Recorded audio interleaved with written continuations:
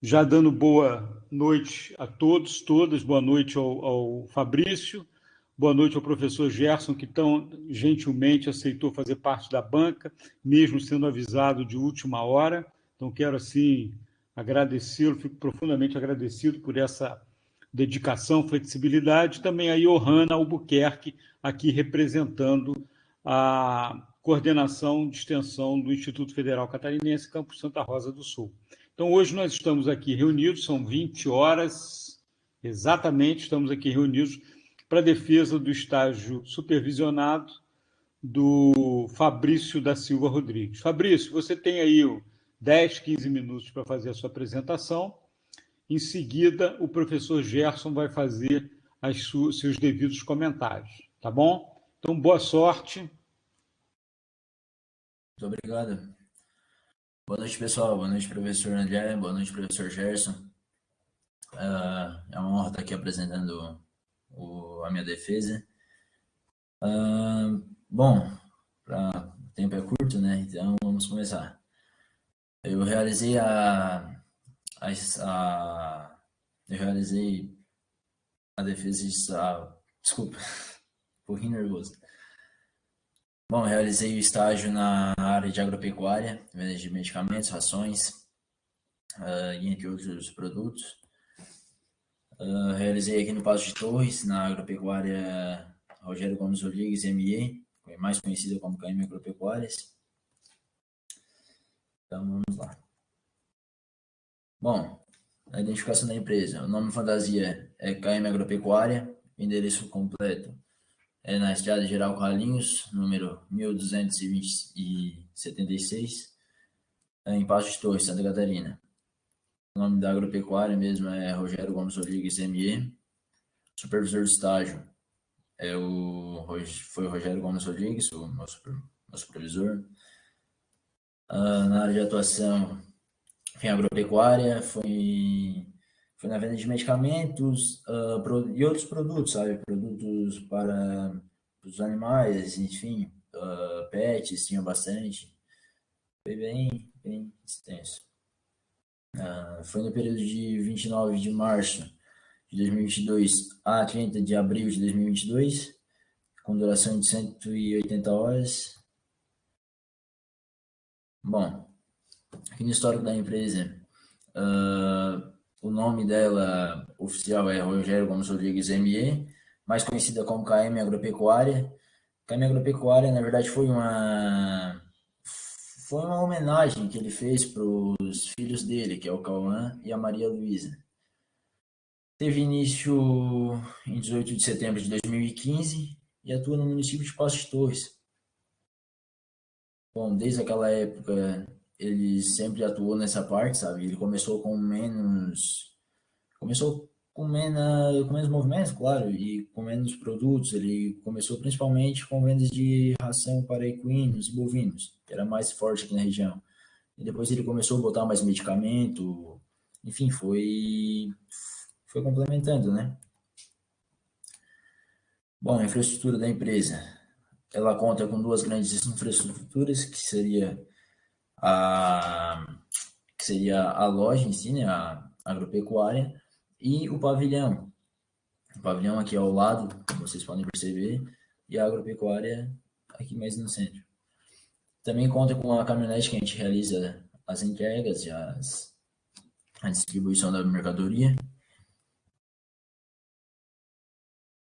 Bom, aqui é a parte interior da empresa. Aqui é onde a gente principalmente deixa as coisas mais como vitrine, sabe? A gente deixa principalmente as coisas de pets, tipo, tem as rações, as coisas. A gente procura deixar mais porque o pessoal, como posso dizer, geralmente é o pessoal que procura mais escolher o tipo da ração, o tipo do que vai querer pro seu animalzinho, né? É o pessoal que escolhe mais detalhado, assim. Bom, aqui é o pavilhão que a gente aqui é o pavilhão que a gente utiliza para guardar as mercadorias, né? Aqui principalmente fica mais mercadoria de animal de grande porte, mais para cavalo, boi, e claro, outros equipamentos, outras coisas também.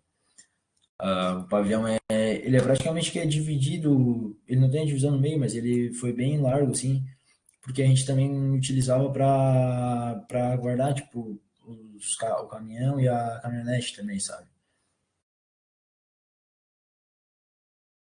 Bom, aqui é os principais produtos que eu considero os principais produtos, na verdade, que tem muita saída. Hoje tem muita saída assim para venda de produtos para o gado, assim, remédio, medicamentos, sabe? Para o gado e para equinos também tem muita saída. E aqui no lado, onde está o mouse aqui, a gente costuma vender bastante suplementos também. O pessoal ali gosta muito de rodeio, cavalgada, cavalos, assim, enfim. Daí acabam levando bastante. E é uma coisa assim que hoje está bem forte assim, na área, sabe?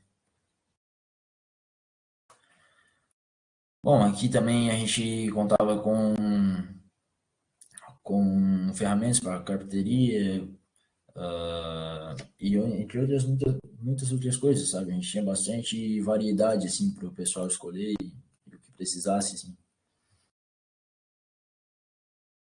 Bom, aqui nas formas de atendimento, a gente tinha as três principais formas, que eram na loja, que seriam atendidos por nós mesmos, pelos funcionários. A gente realizava principalmente o atendimento junto ali, quando o pessoal precisava que a gente já pegasse alguma coisa ou ajudar a ter uma melhor opção. E por telefonemas e por WhatsApp, geralmente era o Rogério, o patrão, né? Ele, ele que atendia e organizava essa parte, assim.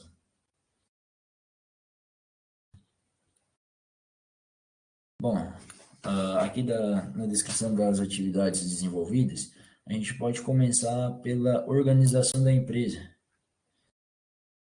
Bom, aqui na organização da empresa funcionava da seguinte forma: a gente chegava praticamente a 1h30 que a gente começava lá, a gente tentava, quando dava tempo nesse período, a gente tentava organizar alguma coisa, sabe?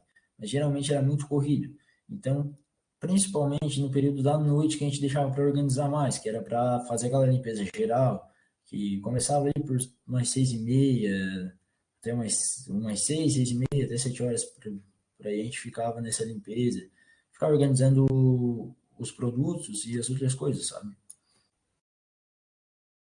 Bom, aqui é a venda e atendimento na loja.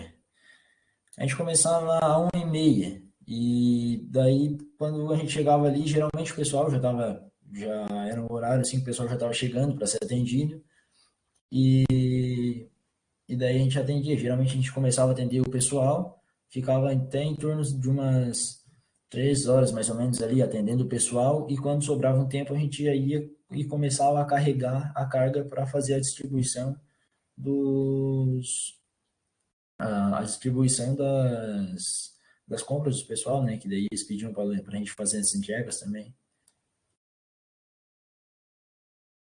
Bom, ali por volta de umas 15 horas, a gente daí parava,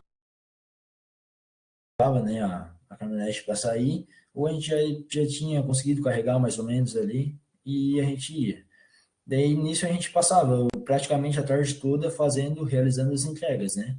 Seria, a gente faria a região do Passo, às vezes ali na praia, ali na Bela Torres, na Rosa do Mar, a gente também ia para Torres, atendia o Campo Bonito, essa região toda.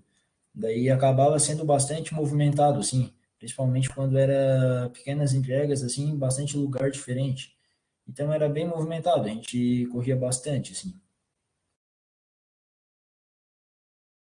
Bom, agora eu cheguei na parte que, para mim, eu considerei muito importante, porque é uma coisa nova. E eu resolvi trazer um pouquinho aqui para vocês também, talvez vocês até conheçam. Mas vamos lá então, vamos ver. Bom, para mim, essa novidade foi uma venda de adubos para uma plantação de capim-açu, que, no entanto, eu não conhecia. Daí eu resolvi, daí como eu conheci, no dia eu conversei um pouco com o pessoal que planta lá, os produtores, e eles apresentaram que a plantação, né, como é que era, eles levaram até a gente nos mostraram a plantação lá, E eu achei bem interessante. Mas e aí, o que é o Capinhaçu, BRS Capinhaçu? Bom, muitos não conhecem, é uma coisa bem nova para mim e eu trouxe um pouquinho para compartilhar aqui com vocês. BRS Capinhaçu, ele foi desenvolvido pela Embrapa. Ele é um clone do capim-elefante. Só que o capim-elefante ele é para pastejo, né? Ele é para pisoteio, aguentar o pisoteio do gado. Esse daqui ele já foi desenvolvido para fazer silagem. É um excelente volumoso, né? Para servir em coxo, coisas assim. Ele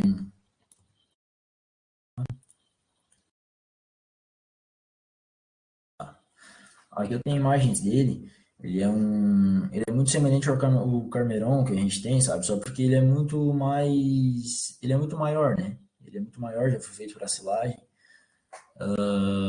O que eu posso dizer dele? Ele foi desenvolvido já para silagem porque, assim, ele tem um benefício muito grande, sabe? Ele é um baixo custo para a produção e ele te devolve assim uma alta produção. Ele, por exemplo, o milho chega em torno dos 7% ali da proteína bruta, né? E ele, dependendo da época, por exemplo, aos 50 dias, ele estaria com 10% de proteína bruta. Ele seria mais. Só porque daí também seria muito novo ainda para cortar, seria muito pequeno. Então, o pessoal geralmente corta ele com 90 dias, em torno de 90 dias. Por quê? Porque em 90 dias ele estaria com 6% de proteína bruta, mas daí também teria um volume maior, né, uma proporção bem maior, um grande rendimento por área. Bom, ele também chega a produzir 50 toneladas por hectare, no hectare por ano. É uma grande produção, sabe? O pessoal ultimamente está aqui na região, pelo menos o pessoal está gostando, tá uma novidade, mas o pessoal tá gostando bastante. Deixa eu ver aqui.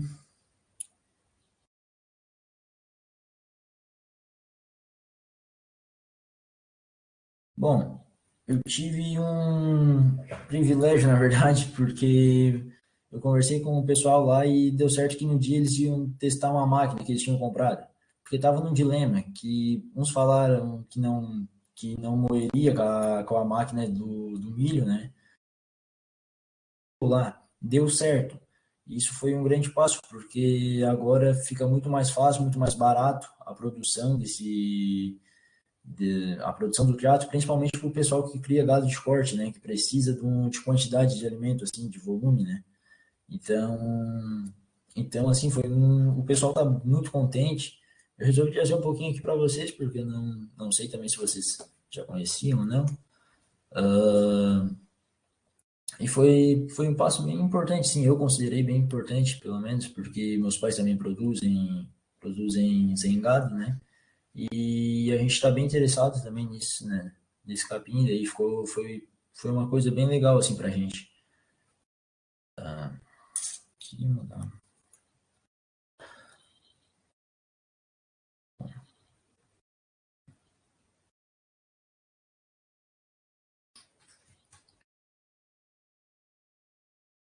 Bom, e é isso, pessoal. Eu gostaria de agradecer a presença de todos. Queria agradecer primeiramente a Deus, né, pela oportunidade de estar concluindo essa etapa na minha vida. Agradecer a minha família, que sempre esteve comigo. E queria agradecer muito, muito ao professor André aí, que, nossa, foi um grande parceiro, sempre esteve no meu lado aí quando precisei, sempre colaborou muito comigo, me ajudou sempre aí. Agradecer o pessoal que me acolheu super bem lá na KM Agropecuária. Queria agradecer aí, e agradecer a todos que estão aqui assistindo, que estão aqui presentes. Muito obrigado e é isso. Alguma dúvida? Muito obrigado, Fabrício, e parabenizo aí pela sua apresentação. Achei muito interessante essa parte do capim, principalmente. Achei assim muito legal de como que ela é mecanizada e tudo, né? Mas antes de passar a palavra para o professor Gerson fazer seus comentários, eu faço um comentário que eu sempre, né, repito, já quase que um mantra, né? Eu agradeço muito a sua cordialidade, a sua gentileza, mas eu quero que você saiba que atendê-lo bem, da melhor maneira possível, e cumprir meu papel como seu orientador, é minha obrigação como funcionário público. Eu sou pago para isso, né? Então, mais uma vez, eu agradeço muito a sua gentileza, sua cordialidade, mas é minha obrigação atender meus estudantes da melhor maneira possível, tá? Eu passo a palavra, então, para o professor Gerson. Por favor, professor. Primeiramente, boa noite, Fabrício. Boa noite. Fabrício, muito obrigado, né? Apesar de eu substituir o professor Bilk de última hora, espero que a gente consiga, que as minhas sugestões consigam engrandecer você. Queria já de antemão parabenizar pela defesa. Quando a gente faz estágio em uma empresa agropecuária, apesar da repetição das coisas, a gente não faz muitas coisas. Mas você conseguiu, com o Capiaçu, você conseguiu enriquecer o teu trabalho, e eu acho que é isso. A gente tem que procurar alguma coisa que realmente consiga ali valorizar o estágio da gente. Eu senti falta agora na tua apresentação de uma conclusão, e você falou muito bem na parte teórica aqui em relação às considerações finais. Eu não sei se você vai ter um tempo depois para você fazer, senão gostaria que você concluísse em relação justamente ao teu aprendizado, né? Como foi fazendo o fechamento em relação ao teu amadurecimento, em relação ao que a escola te proporcionou. Claro. É muito importante, porque eu sou bem tímido, na verdade. Tinha essa dificuldade e acho que eu peguei muita coisa da escola, assim, que ficava mais fácil de falar. Eu consegui amadurecer, principalmente na agropecuária, com atendimento ao público, né? E daí tinha que falar, não adianta, a gente tinha que trocar ideia, né? Fazer render com o pessoal. E foi, eu acho, um ponto bem importante, assim, para mim, que hoje eu me sinto mais solto por causa disso, sabe? Eu trouxe para a vida isso. E também atendimento, quando a gente andou, a gente fez muitos amigos também, né? A gente acaba pegando muito contato, assim, de pessoas que valem a pena se ter por perto, porque enriquecem nosso meio, né? Então, é isso. Eu acho que valeu muito a pena eu ter feito ali. Se eu tivesse a oportunidade, faria de novo. Se fosse para fazer, eu faria de novo, porque foi aquela área de agropecuária ali. Mas a gente trabalhava num meio muito grande, sabe? A gente conversava com muitas pessoas, tipo, muitos veterinários que vinham ali, a gente conseguia ter uma ideia, pegar uma noção com eles, sabe? Então, isso foi uma coisa que eu achei bem importante. Que bom, Fabrício. Fabrício, me diz uma coisa. Qual é a tua situação hoje? Você entrou que ano na escola? Entrei em 2019. 2019. E como é que é a tua situação hoje? Assim, o que você faz? Você está fazendo a faculdade? Você voltou para trabalhar com seus pais? Como é que está a tua situação hoje, Fabrício? Bom, hoje eu estou trabalhando com meu pai aqui na propriedade, a gente cria gado. Daí, como ele trabalha fora de casa, eu cuido do gado aqui para ele, eu cuido da propriedade para ele. Mas até porque eu ainda teria que apresentar o estágio, né? Eu no fim não tinha apresentado ainda. Daí apresentei esse ano, agora, hoje, daí acho que agora a gente pode até mudar algumas coisas, mas no momento eu estou em casa, estou cuidando do gado, da propriedade toda para o meu pai. Perfeito, perfeito. Quantos irmãos vocês são aí? Entre seu pai e sua mãe, quantos irmãos mais você tem? Eu sou filho único. Então realmente o teu pai precisa de apoio então para tocar a fazenda, né? Para tocar a propriedade, né? Sim. Beleza. Fabrício, eu gostei muito de ler, eu acho que realmente a gente compreende a situação. Eu já fiz estágio, mesmo depois no meu mestrado, tive que fazer um momento de vivência numa empresa agropecuária, Então, eu compreendo assim, que a gente não tem muito o que escrever, né? A gente tem muito para ler, mas não tem muito para escrever. Mas, em relação ao teu relatório, eu notei algumas coisinhas que podem ser melhoradas, porque, na verdade, então, a formatação ela tem alguns equívocos, tá? Em relação à numeração de páginas, em relação sempre que eu trabalho com metodologia, então é uma coisa que, de repente, eu acho que seria interessante você ajustar até para que fique, né, como vai ficar o registro lá na CEGEX, e alguém vai consultar algum dia esse teu trabalho, para que ele possa ter uma referência dentro do melhor, assim, mais organizadinho, tá? Seguindo mais a metodologia mesmo, tal. Então, eu vou dar a sugestão, depois, se você e o professor André, que é o teu orientador, aceitarem, né? Pode ajustar para, de repente, na versão final, deixar guardado lá no CEGEX. Tem uma situação que eu achei que você corrigiu, inclusive, na tua apresentação, que é o nome da fantasia.